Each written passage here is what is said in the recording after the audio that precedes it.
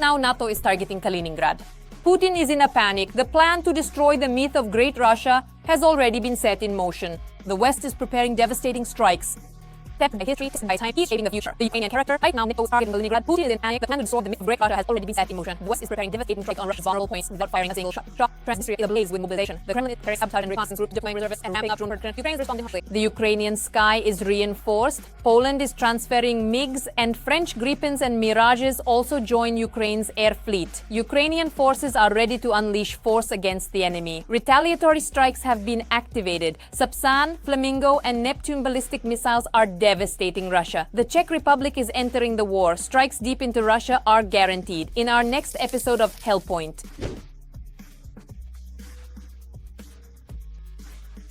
The West is ready to crush the Kremlin. Kaliningrad is in the crosshairs, its oxygen supply cut. NATO applies pressure where Putin is powerless. Kaliningrad is the epicenter of the coming devastating strike. Putin panics, NATO advances. The plan to destroy the myth of Great Russia is in motion. The alliance knows how to bring down the Kremlin without firing a shot. The West prepares to strike at Russia's most vulnerable points. Hellish details. Watch now. The starting point. Russia's war with NATO will begin with the Kremlin.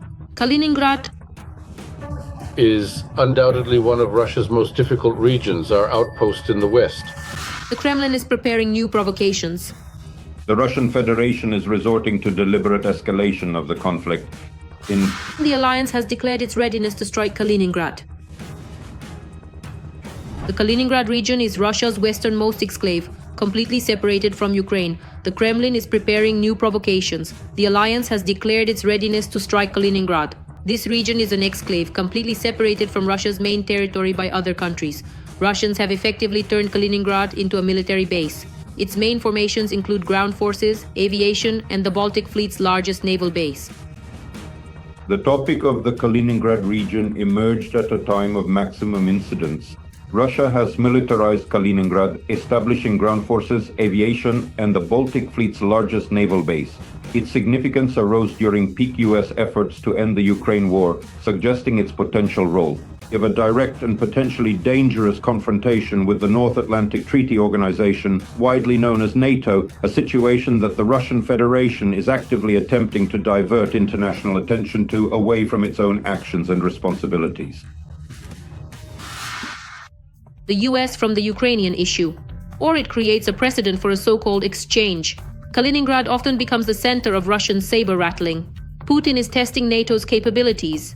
For example, during joint exercises with Belarus, Zapad 2025, the military practiced combat operations in the Kaliningrad region, after which the Kremlin transferred their Iskander missiles, which posed a threat to 6 alliance countries. This also includes jamming GPS signals, both maritime and aviation components. This accordingly means the redeployment to the territory of the Kaliningrad region of those same Iskanders, S-400 surface-to-air missile systems, and other complexes. Of course, the Kaliningrad region in this case. At the same time, Russian propaganda continues. A significant campaign to spread false disinformation about NATO countries actively preparing to launch an imminent attack on the Russian Federation. This serious concern relates to the possibility of sanctions from EU countries at any moment, including a blockade of the Russian exclave, the Kaliningrad region, and the Russian Federation. Russia claims that such a decision by EU countries would set a precedent for the possible use of military force. The Russian Federation states that such a decision by EU countries creates a precedent for the possible use of military force at the moment of lifting this blockade. The Russian Federation makes it clear that accordingly, the possibility of the EU imposing economic sanctions at the time of the blockade of the Russian exclave will be interpreted by the Russian Federation as the creation of a casus belli, that is, grounds for the use of military force with the creation of, back in July, NATO allies announced that they had developed a plan to neutralize the Kaliningrad region, which is intended to be tested, back in July by Dovtyev. The prominent NATO allies announced that they had meticulously developed a comprehensive and strategic plan to effectively neutralize the Kaliningrad region, which is specifically intended to robustly counter any potential threats emanating from Russia and to firmly ensure global deterrence and stability in the geopolitical landscape.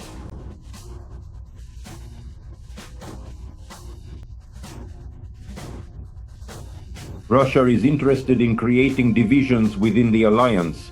It needs discord and destabilization of unity, a strong and cohesive bond in order to deliberately provoke a truly serious and destabilizing crisis within the North Atlantic Treaty Organization. However, it is widely considered to be highly unlikely that they will actually succeed in achieving such a significant and disruptive objective. Succeed. The apocalypse is still looming in Transnistria, sabotage and reconnaissance groups are already on standby, and Odessa is in the risk zone. On the temporarily occupied territories of Moldova, mobilization is at its peak. Reservists are joining military formations and weapons depots are being reactivated. Moreover, in Transnistria, they have launched the production of UAVs for the Russian invaders. What happens next? More on all of this in the following report. Moscow is stepping up its activities in the occupied region of Moldova in order to divert some of Ukraine's resources. Reservists are being called up to the military units of the quasi-state formations and weapons are being taken out of storage at the depots. From the Russian enclave, reservists are called up to military units of quasi-state formations and weapons are taken from storage.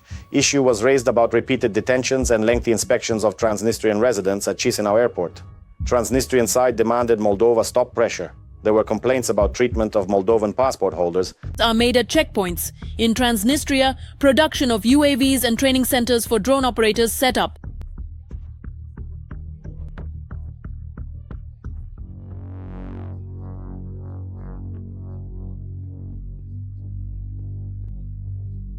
We have the specific names of two factories in Tiraspol.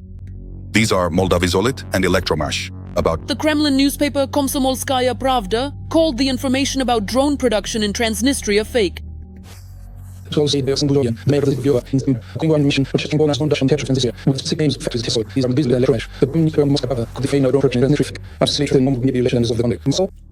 Moscow is sending intelligence agents to Transnistria to sow chaos through information operations and provocations. From Ukraine and Moldova, Russia hopes to destabilize Moldova and its border with southern Ukraine. Russian actions increase the risk of sabotage groups infiltrating our country. If necessary, the Kremlin can use accumulated resources to escalate the situation.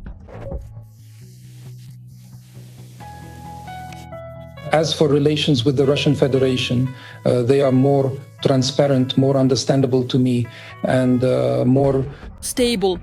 The Kremlin has established a state there with an isolated banking system, a non-convertible currency, and a gigantic level of corruption. In Transnistria, almost every second company belongs to the oligarch Ushanu, who controls a significant and substantial portion of the PMR's overall economy. According to various reliable sources, Sheriff provides Ukraine has officially frozen Gushan's assets because his numerous companies supplied goods and materials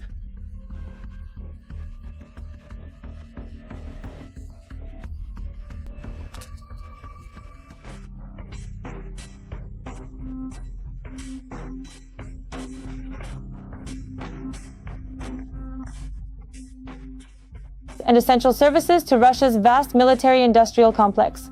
And according to the official records from the Moldovan Public Services Agency, in the year 2024, Moldova has taken significant steps. This is yet another substantial and impactful blow to Putin's aggressive war machine. In addition, it further underscores the international community's commitment to curbing such activities.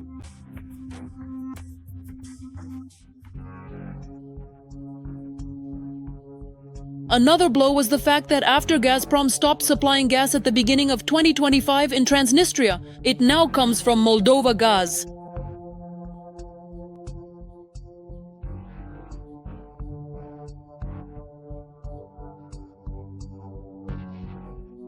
Now in Transnistria, it comes from Moldova gas. Besides the resources with which Putin bribed his enclave, he also provided Transnistria with political and military support, maintaining his own military contingent there. It is important to understand in detail what the Russian military operational group represents and to propose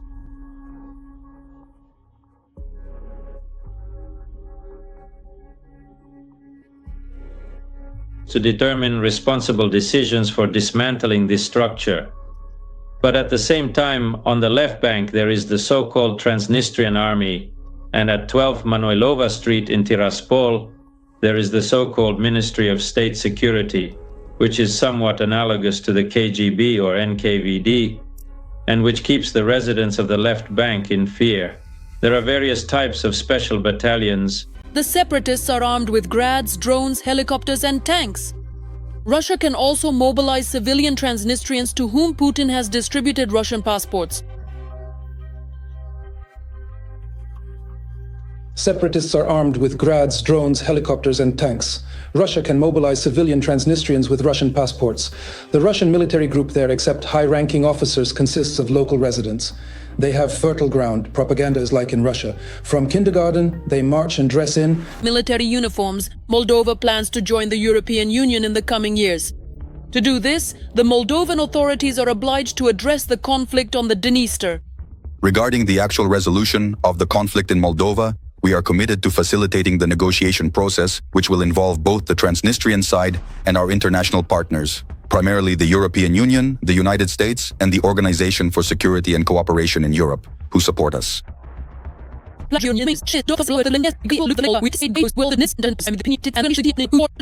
Operation related to the so-called presidential elections in the PMR in 2026.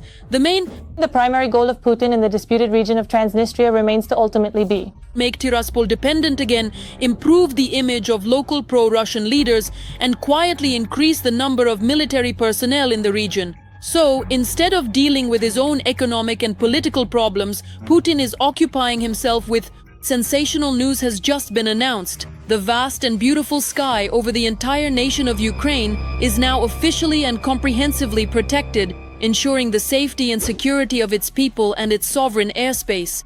Focuses on militarization of occupied territories. Sensational news. Ukraine's sky protected. Polish MiGs fly to front, potentially turning war's tide. Ukrainian aviation reinforced with Gripens and Mirages. Such power can't be stopped. Opens new prospects and capabilities. Russia is in shock. Ukraine strengthened its sky position. Volodymyr Zelensky announced reinforcement of the Air Force fleet of Ukraine. Every visit, every negotiation we have always yields practical results. First and foremost for our defense, for our resilience. Today, our combat aviation has been reinforced. Thank you. The details are not public yet, but we are constantly adding strength. Which specific systems or aircraft are involved is unknown. At the same time, the Polish General Staff reported on negotiations with Ukraine regarding MiG-29. Under the agreement, Ukrainians will receive MiGs while the Poles will get technologies for joint drone production. MiG-29. Under the agreement, Ukrainians will receive MiGs while the Poles will get technologies for joint production of drones and missiles. We are pleased to inform you that negotiations are underway with Ukraine regarding the transfer of MiG-29 aircraft. The transfer of these aircraft is due to them reaching the end of their service life and the lack of prospects for their further modernization within the Polish armed forces. We also inform you that a final decision has not yet been made. The transfer of the aircraft will be part of the alliance's policy to support Ukraine and ensure the security of NATO's eastern flank. The mission being carried out. The MiG-29, a highly capable twin-engine jet fighter aircraft, was developed in the Soviet Union by the Mikoyan Design Bureau. It was designed primarily for air superiority, intended to counter advanced Western fighters. Known for its exceptional maneuverability and powerful thrust, the MiG-29 has served in numerous air forces worldwide since its introduction.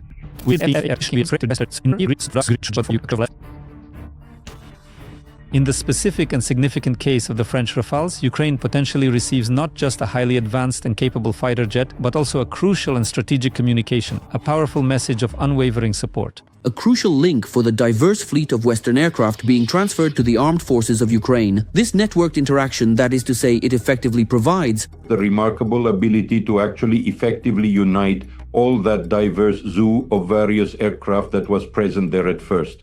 This included powerful F-16s, agile Mirages, the advanced Rafales themselves, and potentially the strategic transfer of additional Gripens.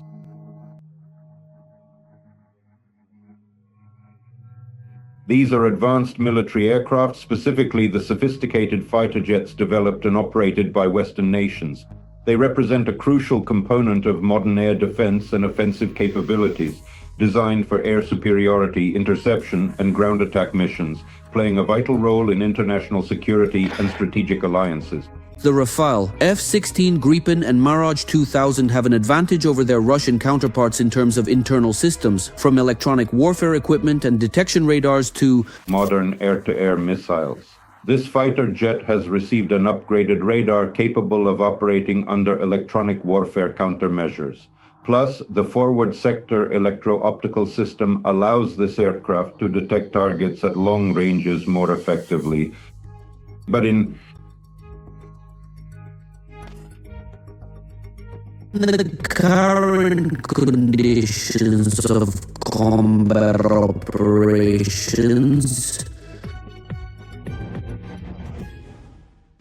Fighter jets like MiGs, F-16s, or Rafales are air defense assets to repel enemy missile and drone attacks. Ukraine's strike shocks Zelensky. Sapsan ballistic missiles are active. Flamingos and Neptunes tear Russia apart. The Kremlin panics. Ukrainian armed forces prepare retaliatory strikes, then strike back. Sapsan.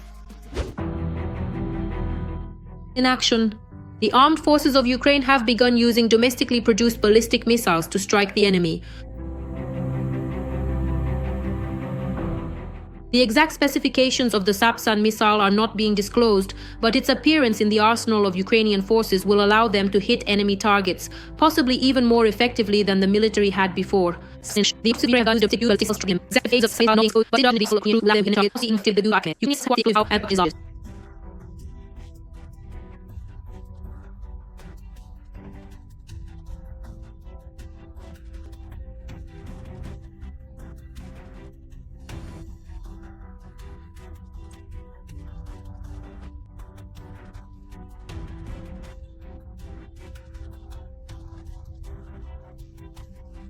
They fly significantly faster and possess a much greater operational strike radius. In addition to this, they also have the capability to reach their targets more efficiently. Sapsan, the Ukrainian army is also using several other domestically produced missiles against the aggressor country. This was emphasized by the President of Ukraine. In addition to Sapsan, the Ukrainian army is using several other domestically produced missiles against the aggressor country. This was emphasized by the President of Ukraine. The presence of qualified engineering personnel and sufficient funding for Ukrainian defense industry enterprises, which makes it possible to scale up the production of countermeasures. Let us recall that in September of this year, Volodymyr Zelensky stated that Ukraine is actively developing long-range weaponry. He unequivocally stated that extensive tests have already been successfully completed involving extensive trials. Earlier, Ukraine began the production successfully, and the next stage is the launch of mass production. Earlier, Ukraine began producing Flamingo cruise missiles with a range of up to 3,000 kilometers. On Friday, December 5th, the company Firepoint delivered another batch of cruise missiles to the Ukrainian military. And back in November, the armed forces of Ukraine attacked important targets on Russian territory. Long Neptune missiles were used for these strikes. Also, one of the most important developments has been drone missiles such as Polyanitsia, Peklo, Ruta, and Bars.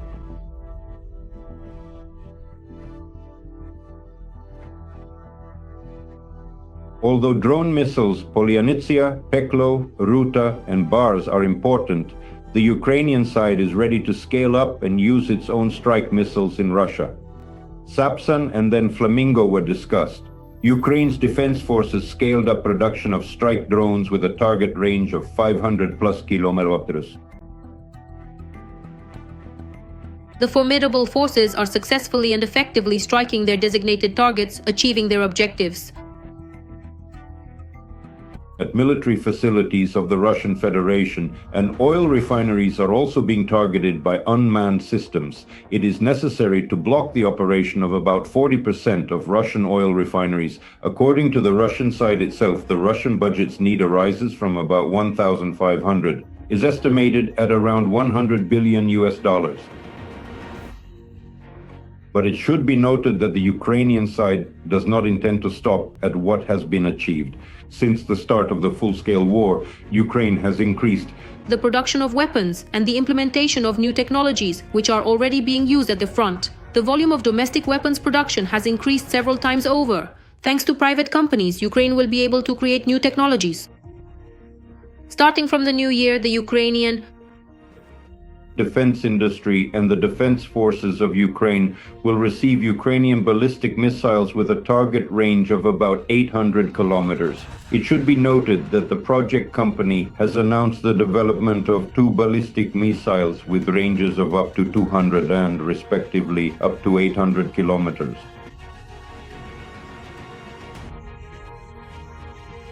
All this means that Ukrainian developers have demonstrated the ability to create high-precision weapons capable of destroying important enemy military targets at great depths.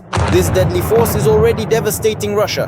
The Czech Republic is presenting a mega missile for Ukraine. Strikes deep into Russia are guaranteed. Western weapons are ready to tear the enemy to pieces. The Czechs are entering the war against the Kremlin. All the intricate details. Watch further to understand more. The esteemed Czech company LPP has successfully developed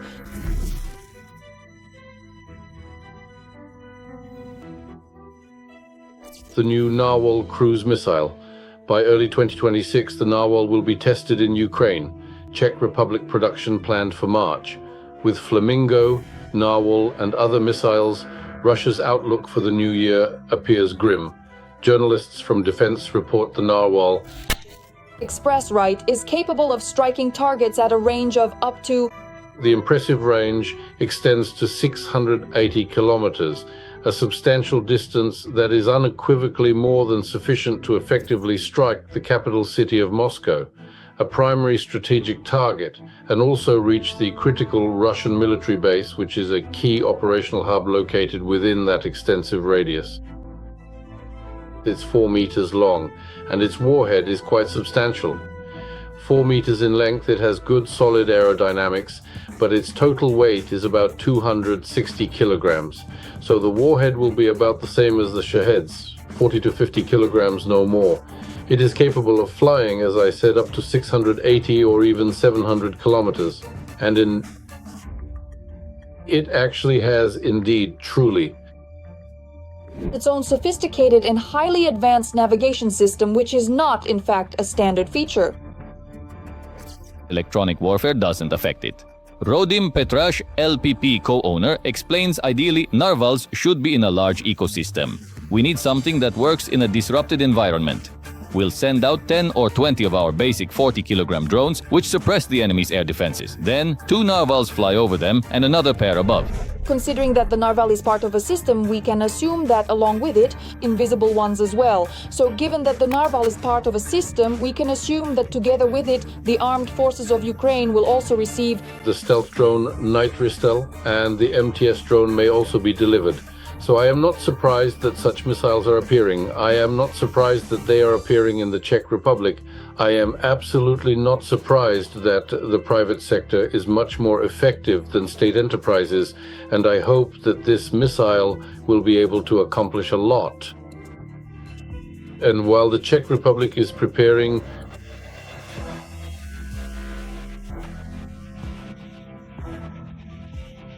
for the testing of its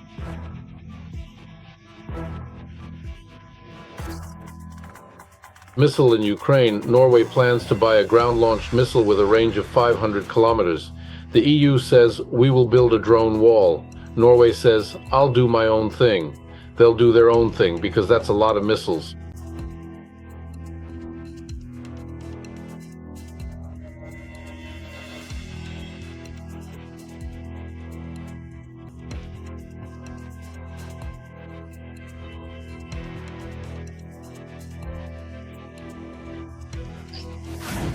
In the EU, the so-called parade of national projects for the production of long-range. Meanwhile, in the EU, the so-called parade of national projects for the production of long-range weapons has begun. The Netherlands is urging the authorities. Their own developers are being asked to provide an alternative to the Tomahawk within 3 months. The requirements for range and weight have been announced. Sweden wants to acquire long-range missiles with a 2,000-kilometer range against Russia by 2030 because there is an emergency situation. Will it reach Moscow? France wants to create a ballistic missile with a 1,000-kilometer range. Meanwhile, currently only 3 countries in Europe actually have the means to strike at distances over 1,000 kilometers. These are Britain, which is armed with American Tomahawks and American Tridents. These are Britain, which is armed with American Tomahawks and Trident ballistic missiles for submarines. Then there is France, with its own cruise missiles, the MDCN and the M51 ballistic missiles, and Ukraine, with its already operational long-range Neptune and Flamingo missiles. Moreover, among these three countries, only Ukraine has real combat experience using long-range strike systems against Russia.